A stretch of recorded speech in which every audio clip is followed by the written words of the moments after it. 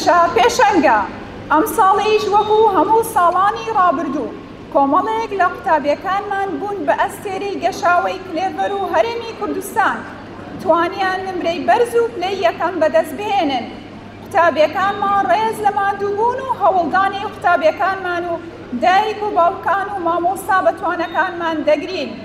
پیرۆز بێت لێمان، پیرۆز بێت لێتان، پیرۆز بێت لە هەمووان ئەم سەرکەوتنە مەزنا. چەپڵێک بۆ قوتابیانی قوتابخانەی کلێڤەری ناحوکمی پۆلی نۆی بناڕەتی بفەرمون بۆ سەر ستێج. داوا لە قوتابیان دەکەم بفەرمون بۆ سەر ستێج.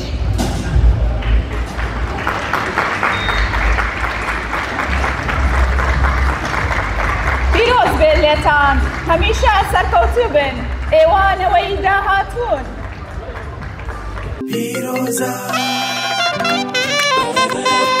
پیرۆزە، ئەم ڕۆژە ڕۆژی تۆیە دووبارە نابێتەوە، تەنها هاوڕێ وێنەکانت لەلا دەمێنێتەوە.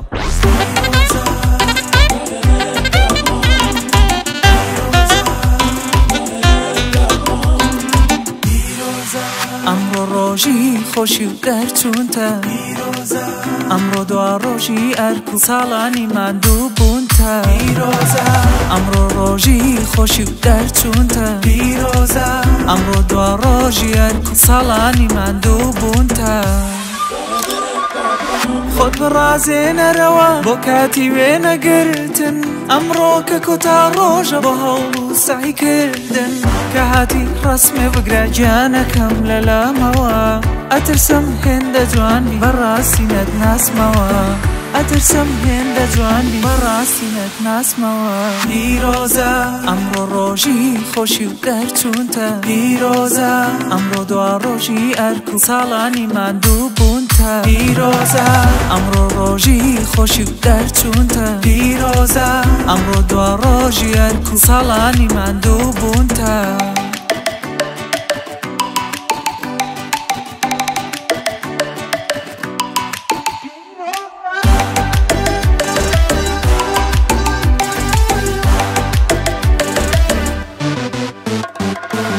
دوایەمە کەس پێ و ناڵێ وەی ڕۆڵە ئیمتیحانە، ئیتر کەس لێو تێک نایە ئەو خەوی بایانیانە.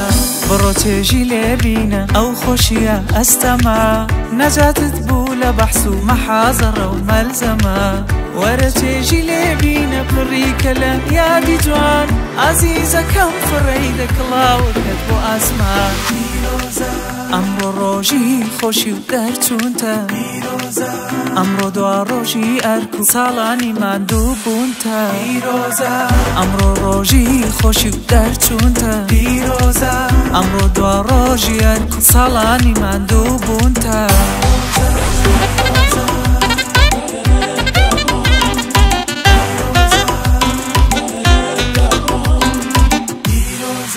ئەمڕۆ ڕۆژی خۆشی و دەرچوونتە، ئەمڕۆ دوا ڕۆژی ئەرک و ساڵانی ماندوو بوونتە. ئەمڕۆ ڕۆژی خۆشی و دەرچوونتە، ئەمڕۆ دوا ڕۆژی ئەرک و ساڵانی ماندوو بوونتە.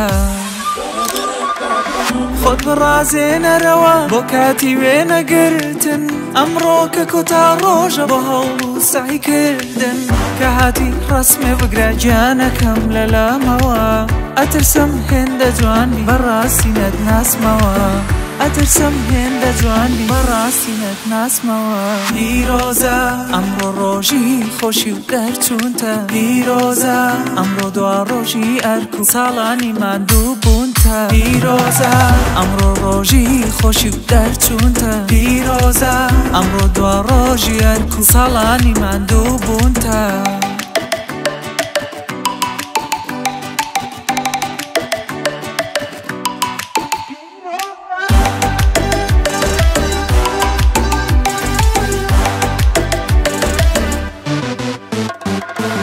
دوایەمە کەس پێ و ناڵێ وەی ڕۆڵە ئیمتیحانە، ئیتر کەس لێو تێک نایە ئەو خەوی بایانیانە.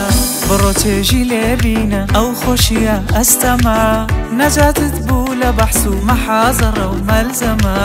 وەرە چێژی لێبینە پڕیکە لە یادی جوان، ئازیزەکەم فڕەی دەکڵاوەکەت بۆ ئاسمان. ئەمڕۆ ڕۆژی خۆشی و دەرچوونتە پیرۆزە ئەمڕۆ دوا ڕۆژی ئەرک و ساڵانی ماندوو بوونتە پیرۆزە ئەمڕۆ ڕۆژی خۆشی و دەرچوونتە پیرۆزە ئەمڕۆ دوا ڕۆژی ئەرک و ساڵانی ماندوو بوونتە. ئێستاش داوا لە زۆر بەڕێز مامۆستا ڕێبوار دەکەین بۆ پێشکەشکردنی وتەکەی. فەرموون مامۆستا ڕێبوار سەرپەرشتیاری دامەزراوەی کلێفەری ناحوکمی.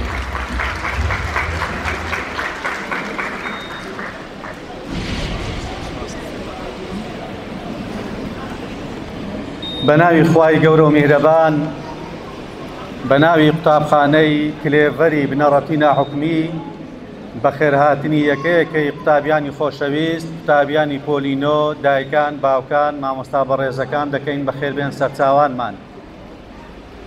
بە پێویستی دەزانین لێرەوە سوپاسی خۆمان ئاراستەی بەڕێز جەنابی وەزیری پەروەردە بکەین کە بۆ ئیم ساڵ بڕیاریدا ڕێزبەندی قوتابخانەکان دوای دەرچوونی نەتایجی پۆلینۆ و پۆلی 12 کە نابێت ڕێزبەندی قوتابخانەکان و ڕیزبەندی قوتابیان چ لەسەر ئاستی هەرێم یاخود پارێزگاکان ئیعلام بکرێ. بۆیە ئێمە وەکو قوتابخانەی کلێڤەری ناحوکمی کە نەتایجی زۆر بەرز هاتووە بەڵام ڕێزبەندیەکەی ئیعلان ناکەین وەکو پابەندیەک بە بڕیاری بەڕێز وەزیری پەروەردە. جێگای دەستخۆشیە، جێگای دڵخۆشیە، جێگای ڕێز و سپاسە کە ئیم ساڵ بۆ 3 ساڵ لەسەر یەک قوتابخانەی کلێڤەری بنەڕەتی ناحوکمی توانی هەم دەرەجەی زۆر بەرز و بە ڕێژەیەکی زۆر بەرز بەدەستبێنێ لەسەر ئاستی هەرێمی کوردستان. بێگومان 3 ساڵ لەسەر یەک ئەم ڕێژە زۆرە بەم دەرەجە بەرزە وا بە ئاسانی بەدەست نایە. دیارە بە هاوکاری دایکان و باوکان و قوتابیان خۆیان و ستافی مامۆستا بەڕێزەکان کە توانیەکان بەهۆی ماندووبوونی هەمولایەک، تەواوکردنی مەنهەج، زۆر وردبوون لە وەڵامدانەوەی پرسیارەکان ئەم ڕێژە زۆرە بەدەست بێ. بۆیە سپاسی هەمولایەکتان دەکەین، پیرۆزی هەمولایەکتان بێت. قوتابیانی خۆشەویست، لە پۆلی نۆی بنەڕەتی کە ئیمساڵ بە ساڵێکی سەرکەوتوانە هەمولایەک بەڕێمان کرد و ئەوەشتان بیر بخەینەوە ئەو قوتابیانەی کە خواردن لەم دەرەجەیە لە نەوەتەکان کە پیشان بەدەستێناوە لە 60 بەسەر و لە بەنجاب سەرۆمانەی ئەوە نییە کە ناتوانن لە ساڵایدا دەرەجەی بەرز بەدەستبێنن. نەخێر لەوانەیە هۆکارێکە بووبێت هێشتا کاتی زۆریان بەدەستماوە ئەوانش بگەونە ئەم لەی ئێستا قوتابی بەڕێزانە هێناویان. ئێمە بۆ ساڵی ئایندا لە خزمەت قوتابیان دەبین دەرچوانی پۆلینۆ وەکو ئامادەی کلێڤەری ناحوکمی. لێرەوەش ئاماژە بۆ بکەین سوپاسی ئامادەیەکەشمان دەکەین بە هەمان شێوە لە 3 ساڵی ڕابردوو وەکو پۆلینۆیەکان توانیمانە دەرەجەی زۆر بەرز بەدەستبێنەوە. ئیم ساڵیش چاوەڕێی نەتیجەی زۆر گەورەی. جا ئێمە چاوەڕێی ئێوەی بەڕێزی ئەوانەی دەرچوون پۆلینۆن بۆ ساڵی ئایندا ئامادەیەکەمان هەردوو بەشی ئینگلیزی و کوردی هەیە بۆ پۆلیدا تاوەکو بە باشترین ستافی مامۆستانی بەڕێز لە خزمەتتان بین و خاڵی کۆتایش ئاماژەی پێ بکەین بینایی نوێی کلێڤەر کە ئیم ساڵەکە کردومانەتەوە لەسەر شەقامی کۆیە لای گەڕەکی کەس نەزان. لەوێش بە هەمان شێوە قوتابیان وەردەگرین لە بەشی باخچەوە هەتا دەگاتە پۆلی دەی ئامادەیی بە بەشی کوردی و ئینگلیزیەوە. هەر قوتابێک پێی خۆش بوو دەتوانیش لەوێ دەوام بکە.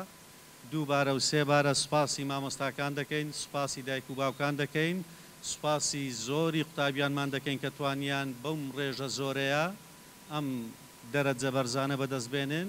هیوای بەردەوامی و سەرکەوتن بۆ ساڵی ئایندە و ساڵانی داهاتوو. جارێشتر بەخێربێن سەرچاوان گەورەتان کردین. سوپاس.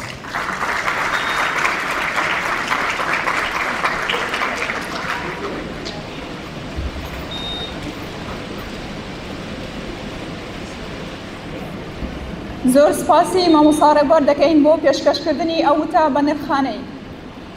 ئێستاش کاتی پێدانی سوپاس و پێزانینە بە مامۆستایانی پۆلی نوێیەمی بنەڕەتی زۆر سپاسی مامۆستا بەڕێزەکانمان دەکەین و نمونەیان زۆر بێت یا ڕەبی. سەرەتا داوا لە زۆر بەڕێز مامۆستا ڕێبوار دەکەین بەڕێزیان بفەرمونون بۆ پێشکەشکردنی یەکەم سوپاس و پێزانین بۆ زۆر بەڕێز مامۆستا هاوکار.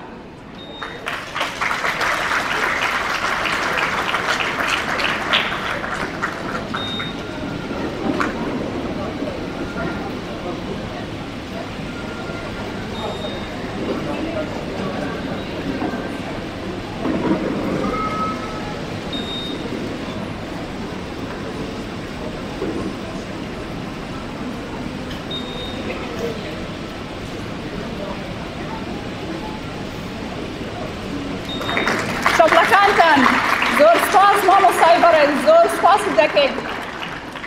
دواتر داوا لە مامۆستا هیوای زۆر بەڕێز دەکەین بۆ پێشکەشکردنی دووهەم سوپاس و پێزانین بۆ مامۆستا محەممەد یاسین. فەرموون.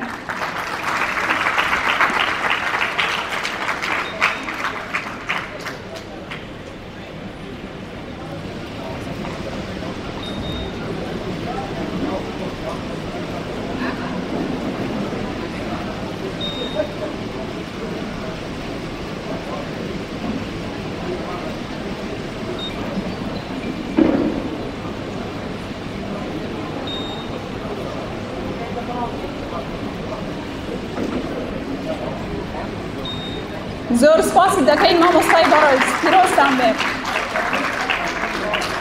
دواتر داوا لە مامۆستا سدخانزادی زۆر بەڕێز دەکەم بۆ پێشکەشکردنی دیاری دواتر بە مامۆستا شەیما.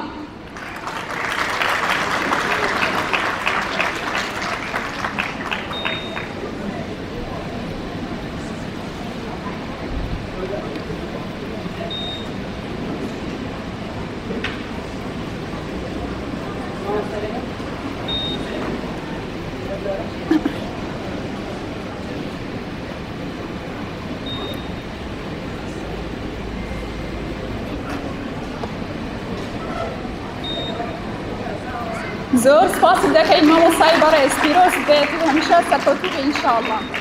دواتر داوا لە زۆر بەڕێز مامۆستا شێرزاد دەکەین بۆ پێشکەشکردنی سوپاس و پێزانین بۆ مامۆستای زۆر بەڕێزمان مامۆستا ڤینۆس. بفەرموون.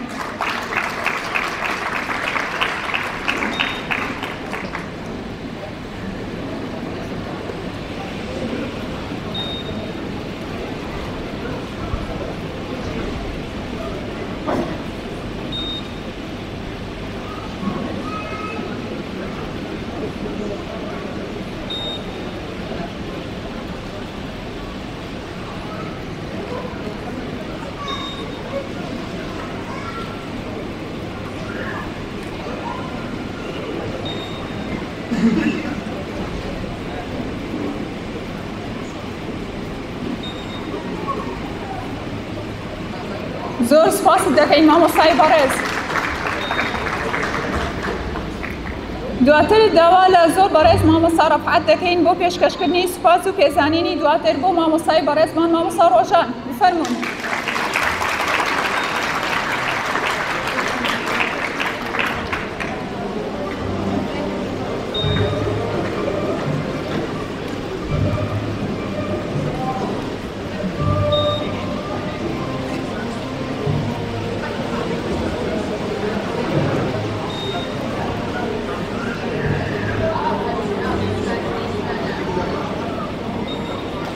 زۆر سپاسان دەکەین مامۆستایانی بەڕێز، هەمیشە سەرکەوتوو سەرفراز بن یا ڕەبی. ئێستاش داوا لە زۆر بەڕێز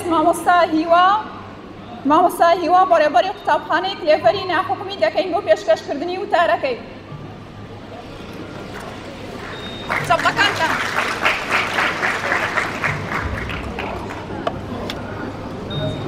دایک و باوکانی بەڕێز، مامۆستایانی عەزیز، قوتابیانی خۆشەویست، بەخێر بێن سەرچاوان، دووبارە بەخێر بێن سەرچاوان. بۆ ئەم ساڵیش قوتابخانەکەمان 15مین ساڵ بەردەوام بوو لە بواری خزمەتکردن لە بواری پەروەردە و فێرکردن. بە دروشمی پەروەردە پێشکەوتن سەرکەوتن گرنگترین دروشمەکانمانە و هۆکاری دروشمەکەشمان ڕەنگدانەوەی ئەو سەرکەوتنانەمانە. دایکان و بەڕێز و باوکانی خۆشەویست، هەردەم سەرکەوتنەکان و پێشکەوتنەکانمان پەیوەستە بە پێشنیار و ڕخنە و گرێفتەکانی ئەوەی کە لەگەڵ ئیدارە و ستافی ئیدارە و مامۆستایان و کۆبوونەوەکاندا ئاماژە پێ دەکەن گرنگترین پایەکانی سەرکەوتنی قوتابخانەکەمانە. لەگەڵ ئەمەشدا مامۆستایانی بەڕێز و دڵسۆز کە بەردەوام هەوڵ و کۆشیان خزمەت کردبووە لە باری پەروەردە و فێرکردن هۆکارێکی سەرەکی ئەم سەرکەوتنەیە کە ئێستا کۆی کردینەوە.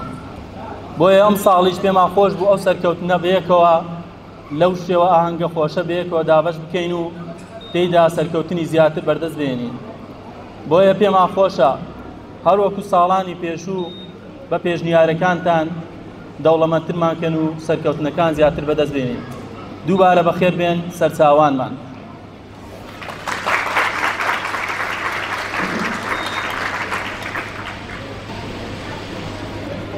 زۆر سپاسی مامۆستای هیوا دەکەین بۆ پێشکەشکردنی وتارەکەی دەستەکانت خۆش بێ مامۆستای بەڕێز. ئێستاش کاتی پێدانی سوپاس و پێزانینە بە قوتابیانی پۆلی نۆیەمی بنەڕەتی. ئەو قوتابی ئەزیزانەی توانینیانە کۆنمرەی 90 تا وەکو 99 بەدەست بهێنن. هەر بژین و سەرکەوتوو بن چەپڵەکانتان بۆیان.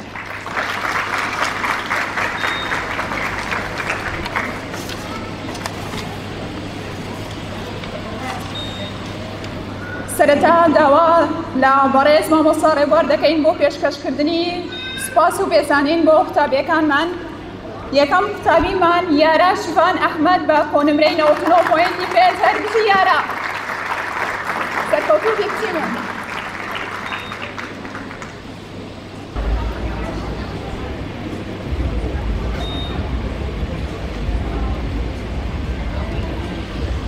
لافا کامەران جەمیل بە کۆنمرەی 99 پۆینتی پێز هەربژی لافا فەرموو.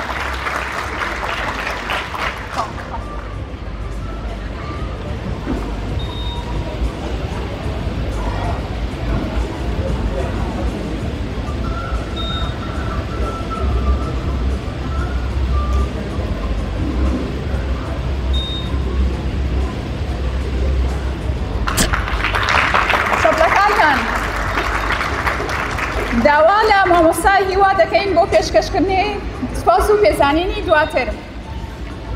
قوتابی محەممەد تارق مەحموود بە کۆنمرەی 99 پۆینتی پێز هەربژی محەممەد تارق فەرموو.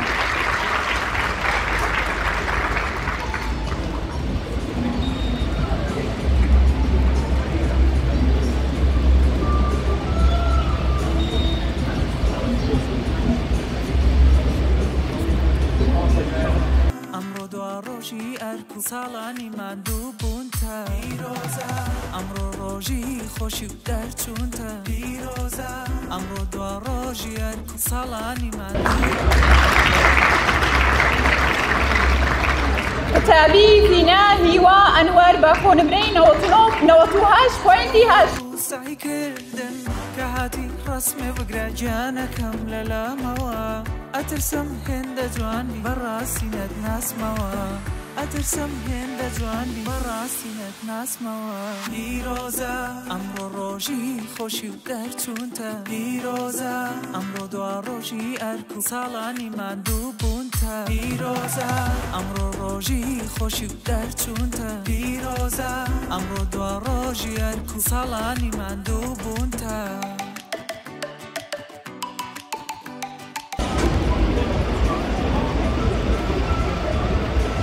زۆر سپاسی و قوتابیە یەکەمەکانمان دەکەین. یارا شیفان لافا کامەران محەممەد تارق بەهۆی بەدەستهێنانی ئەو نمرە بەرزەک بە کۆنمرەی 99 پۆینتی 50 توانیان ببن بە یەکێک لە قوتابیانی هەرێمی کوردستان. دەستخۆشیانە دەکەین و چەپڵەکانتان بۆیان. هەریەکە لە قوتابیان عەبدوڵڵا سۆران یارا یوسف بەهۆی ئەوەی لە سەفەر بوون نەیانتوانی بێن بە کۆنمرەی 98 پۆینتی 30 97 پۆینتی 80 زۆر پیرۆزباییان لێ دەکەین. هەمیشە سەرکەوتوو بن ئینشاءالله. داوا لە زۆر بەڕێز مامۆستا فەیسەڵ دەکەین بۆ پێشکەشکردنی سوپاس و پێزانینی دواتر.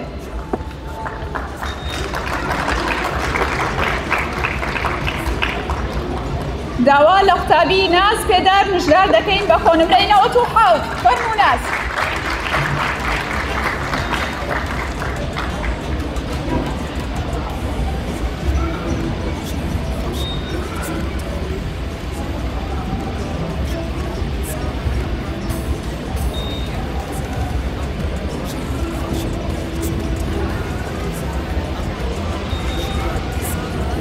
بێکتی من هەر سەرکەوتوبی ئینشاءالله. داوا لە قوتابی شاه قاسم حەسەن دەکەین بە کۆنمرەی 96.6 بفەرمێ.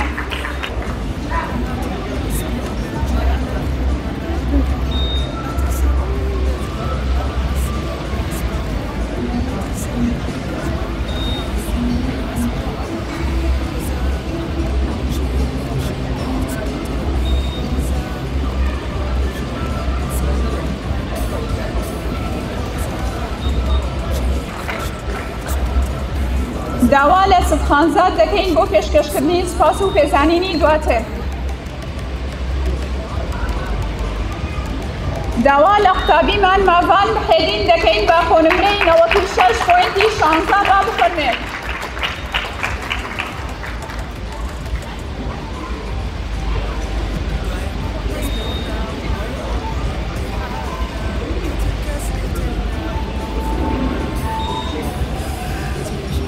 هەر بژێکتی من سەرکەوتوبی ئینشاءالله. داوا لە قوتابی دیار فەیساڵ دەکەین بە کۆنمرەی 96 بفەرمێت. هەر بژی کوڕی من.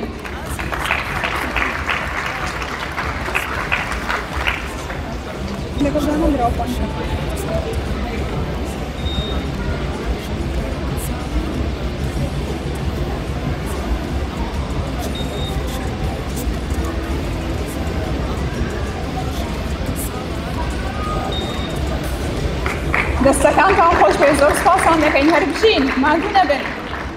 داوا لە مامۆستا شێرزاد دەکەین بۆ پێشکەشکردنی سوپاس و پێزانینەکانی دواتر. قوتابی شانیا شاخەوان بە کۆنمرەی 95.50 با بفەرمێ. هەر بژی شانیا.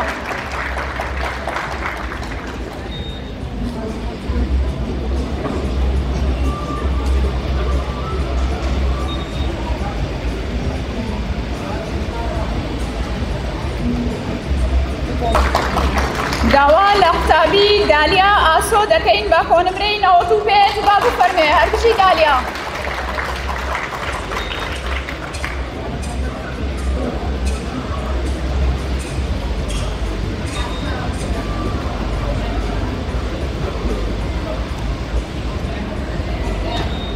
دەستەکانتان خۆش بێ زۆر سپاس.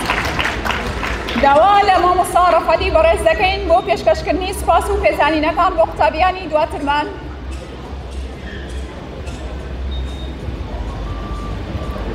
قوتابی لیا دەرباز بە کۆنمرەی 93.33 فەرموو. هەر بژی لیا.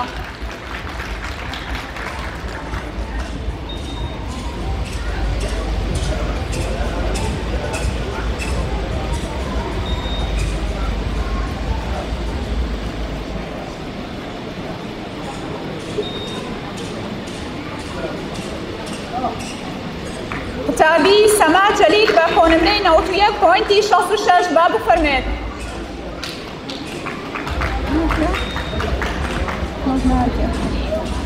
داوا لە قوتابی سۆما ئارام دەکەین بە کۆنمرەی 91.33. نەهاتووە.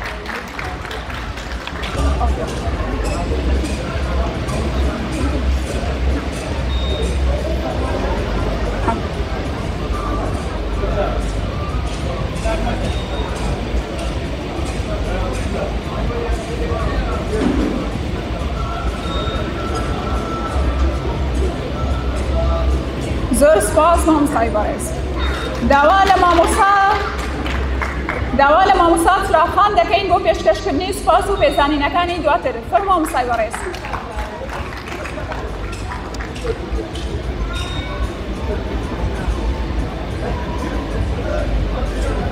قوتابی نور محەممەد بە کۆنمرەی 91.33 هەر بژی نور سەرکەوتوبی کتی من.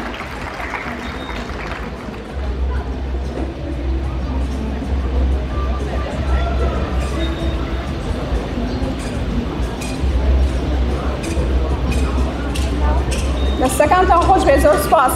قوتابی هەفرێز کامەران بە کۆنمرەی 91.33 فەرموو کوڕی من. هەر بژی. داوا لە قوتابی یاران فاخر دەکەین بە کۆنمرەی 94.16 هەر بژی کوڕی من. فەرموو. یاران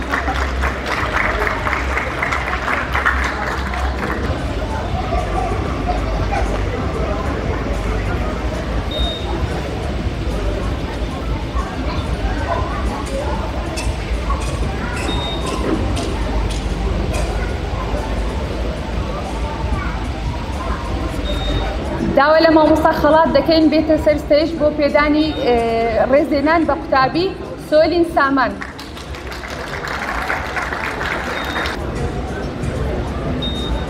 کۆنمرەی قوتابی سۆلین سامان 91.1.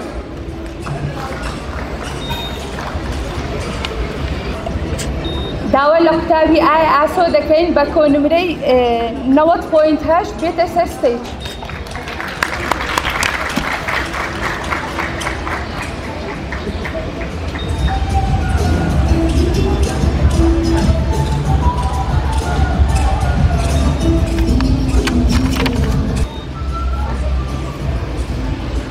زۆر سپاسی قوتابیە ئازیزەکانمان دەکەین. هەوڵ و ماندووبوونیان دەرئەنجامێکی هەبوو. هەمیشە بمێنن بە خێر و بەرەکەت. ڕێز لە ماندووبوونتان دەگرین و هەمیشە شاناتیتان پێوە دەکەین. ئێوانەوەی داهاتوون چەپڵەیەک بۆ خۆتان.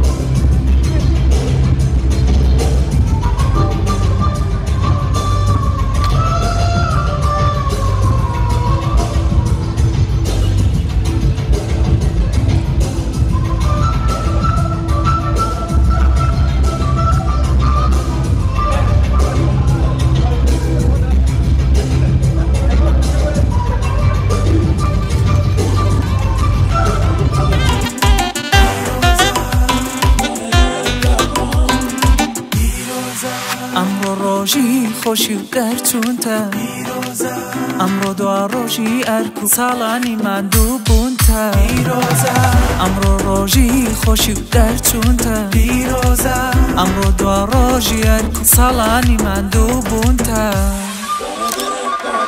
خۆت بڕازێنەرەوە بۆ کاتی وێنەگرتن ئەمڕۆ کە کۆتا ڕۆژە بۆ هەوڵ و سعیکردن کە هاتی ڕسمێ بگرە گیانەکەم لە لامەوە ئەترسم هێندە جوانی بەڕاستی نەتناسمەوە ئەترسم هێندە جوانی بەڕاستی نەتناسمەوە پیرۆزە ئەمڕۆ ڕۆژی خۆشی و دەرچوونتە پیرۆزە ئەمڕۆ دوا ڕۆژی ئەرک و ساڵانی ماندوو بوونتە پیرۆزە ئەمڕۆ ڕۆژی خۆشی و دەرچوونتە پیرۆزە ئەمڕۆ دوا ڕۆژی ئەرک و ساڵانی ماندوو بوونتە. ئێستا شاتی بەخشکردنی کورتە ڤیدیۆیەکە لەگەڵمان نابێن بۆ تەماشاکردنی بۆ قوتابیانی ئەزیزمان.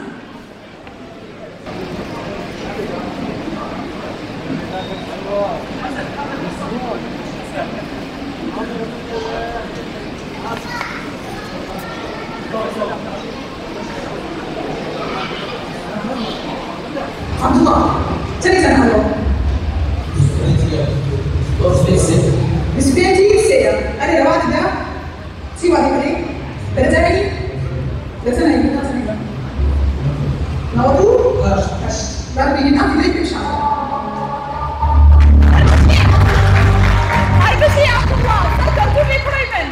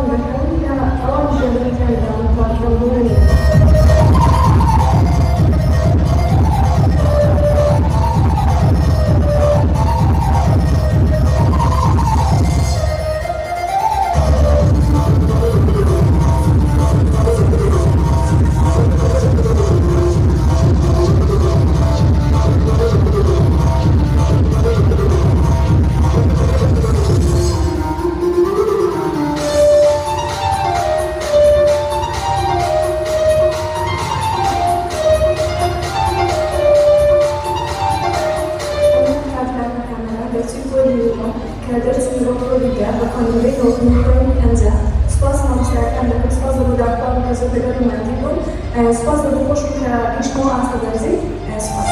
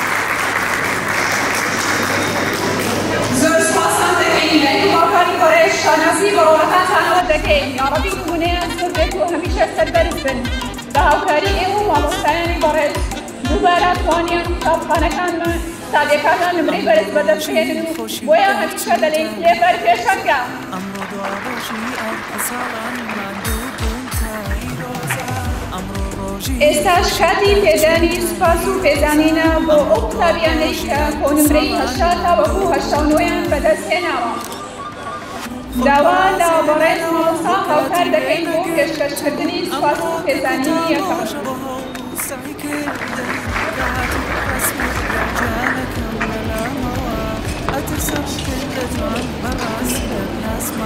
داوا لە قوتابین وها سامان دەکەین بە کۆنمرەی هەشتانۆ پۆینتی سێ ڕابفەرمێ هەرچی وها.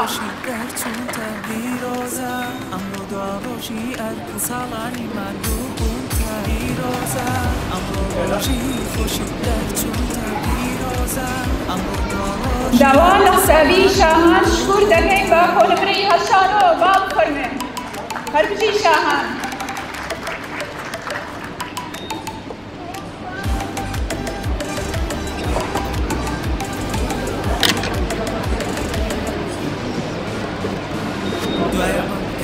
داوا لە مامۆستا ڕۆژان دەکەین بۆ پێشکەشکردنی سوپاس و پێزانینی دواتر.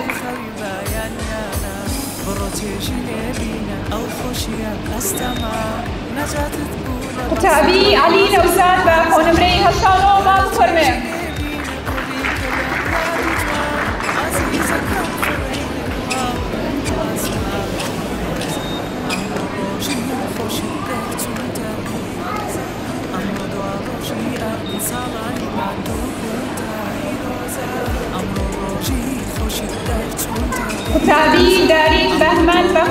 هشتا حوت پوینتی هشتا بفرمه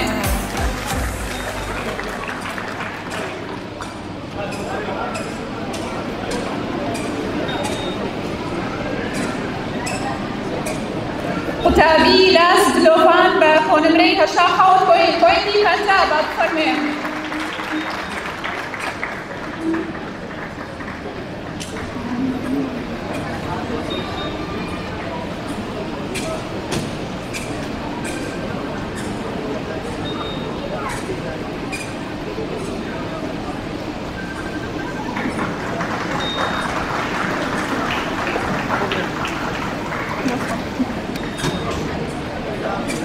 پیرۆزە کوڕی من دەستخۆش مامۆستای بەڕێز داوا لە مامۆستا پیرۆز دەکەین بۆ پێشکەشکردنی سوپاس و پێزانینی دواتر فەرموو مامۆستا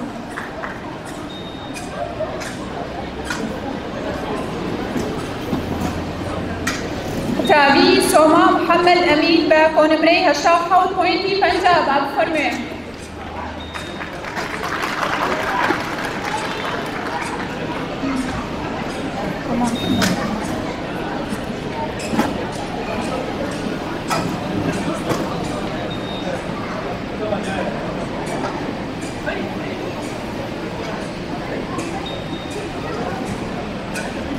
قوتابی مەتین محسین بە کۆنمرەی هەشتا شەش پوینتی هەشتا سێ با بفەرمێ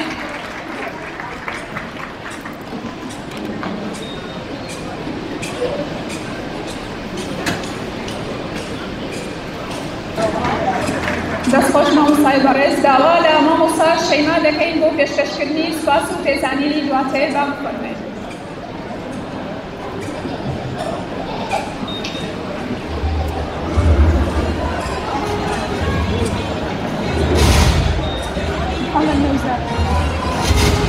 قوتابی محەممەد نەوزاد بە کۆنمرەی هەشتا پێنج پوینتی سی با بفەرمێ هەر بژی چەپڵەکانتان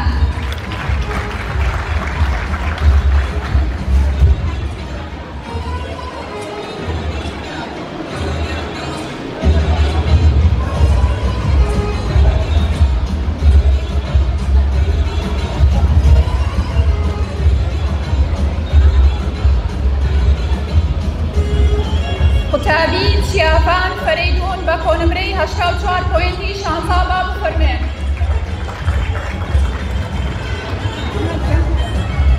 قوتابی دەیان خالد بە کۆنمرەی هەشتا و چوار با بفەرمێ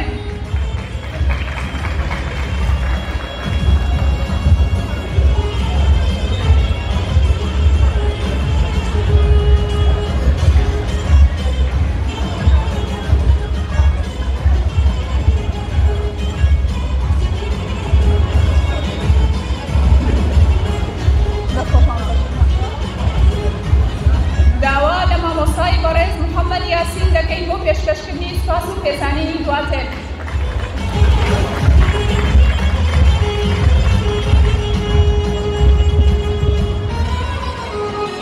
قوتابی مەحموود طەیب بە کۆنمرەی هەشتا و دوو پوینتی پەنجا با بفەرمێ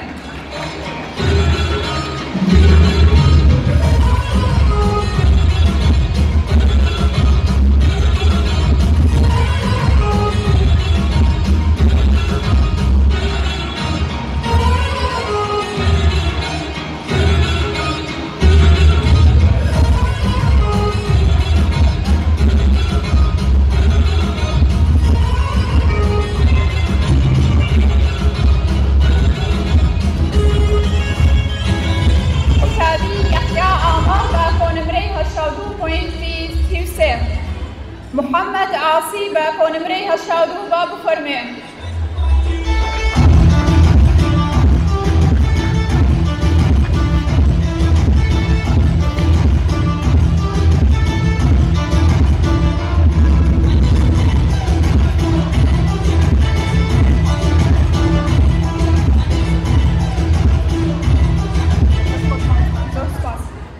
داوا لە مامۆستای بەڕێز مامۆستا خەدیجە دەکەین بۆ پێشکەشکردنی سوپاس و پێزانینی دواتر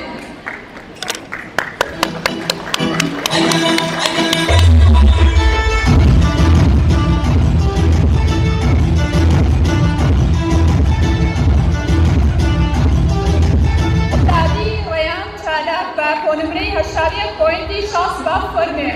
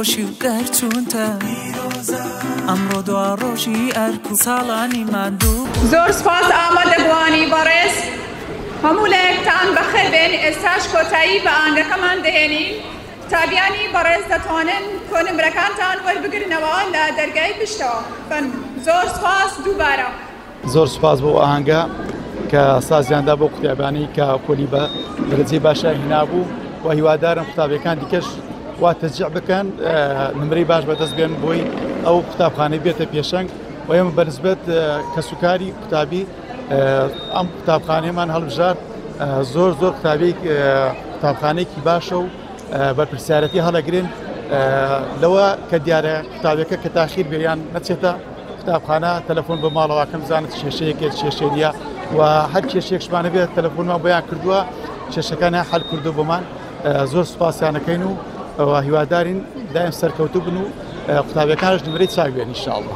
دەستخۆشی لە یەکەی قوتابخانەی کلیڤەری ناحکومی دەکەین پیرۆزبای لە یەکەیەکی قوتابیانی خۆشەویست دەکەین هیوادارین لە ساڵانی داهاتوو بە هەمان نمرە دەرەجەی باشترەوە قوتابیانێک کە نمرەی ئاستی زۆر بەرزیانینە ئەمانیش ئینشاءالله لە پۆلی 6 دەرەجەی باشتر دەین. دەستخۆشتانێکن دەستخۆشی لە قوتابخانەی کلیڤەر دەکەین بەڕاستی کارێکی باشیان کرد هەوڵدان لە بۆ ئەوەی قوتابخانەی خۆش بێت لە هۆکارەکانە ئەو مناسبەتانەیە کە قوتابخانەی خۆشویست ئەکید سەرکەوتوش دەبیتن یەک لە هۆکارەکان ئەو استیفاڵەیە هیوادارم بەردەوام بن دەستخۆش لە مامۆستا بەڕێزەکانیش دەکەین هیوادارم قوتابخانەکانی حکومیش چاو لەو مەراسیمانە بکەنەوە یەک لە هۆکار سەرکەوتوکردنی قوتابی ئەوەیە قوتابی قوتابخانەی خۆش بێت لە قوتابخانەکانی کلێڤەر بەڕاستی ئەمە زۆر مرتاحین قسەکەم لێوێن دەرێ 99.5 ناییەکەمی سەر قوتابخانە بووە شانازیەکە لۆ قوتابخانە شانازیش لە بۆ لۆمەش ئەوەش جوهدی مامۆستایەکان دەستیان خۆش بێ هیوادارم بەرەوە بێ. من مامۆستا سامان باش قوتابی سۆنی سامان زۆر خۆشحاڵم کچەکەم کە لە قوتابخانەی کلێڤەرە و بۆ ماوەی 3 ساڵ لە قوتابخانەیە بووە هیچ کێشە و گرفتی نەبووە و زۆر سپاس و دەستخۆشی لا گشت مامۆستایان و فەرمانبەرانی قوتابخانەی کلێڤەر دەکەم کە توانیانە ئەو قوتابیانە بە شێوەیەکی زۆر جوان پەروەردە بکەن و توانیانە ئاسی قوتابیانیان بەرز بکەنەوە بۆ ئەوی بتوانن نمرەی بەرز بێنن و نمرەی بەرز و بەرزتر بێنن و کچەکەی من هەرچەندە لە کۆنمرەی 91 بوو تا ڕادەیەک لێ ڕازی بووم هیوادارم بۆ ساڵی داهاتوو بتوانی نمرەی باشتر و باشتر بەدەست بێنی زۆر سپاسان دەکەم دەستان خۆش بشی.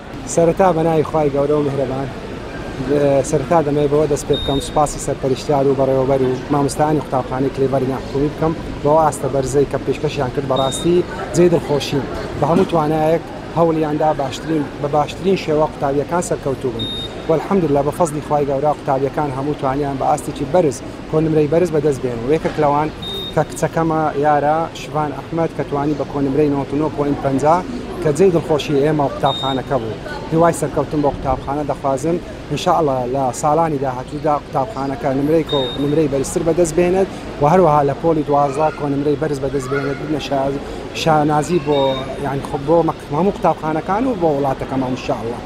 من وەکو دایکی لاس لۆڤان لە پۆلی نۆیەم بەڕاستی دەستخۆشی لە مامۆستاکانەکەم لە قوتابخانەکەکەم بەڕاستی مستەوایەکی زۆر بەرزیان هەیە من خۆم وەکو دایکی لاس زۆر ڕازیم لێیان سەرکەوتوو بن و هیوادارم هەر بەرەو پێش بچن. من دایکی شاد یاسین مستەفامە شاد دەرچووی لە پۆلی نۆی بنەڕەتی بە دەرچووی کۆی نمرەی 81.50 زۆر دەستخۆشی لە ستافی قوتابخانەی کلێڤەر و مامۆستاکان دەکەم.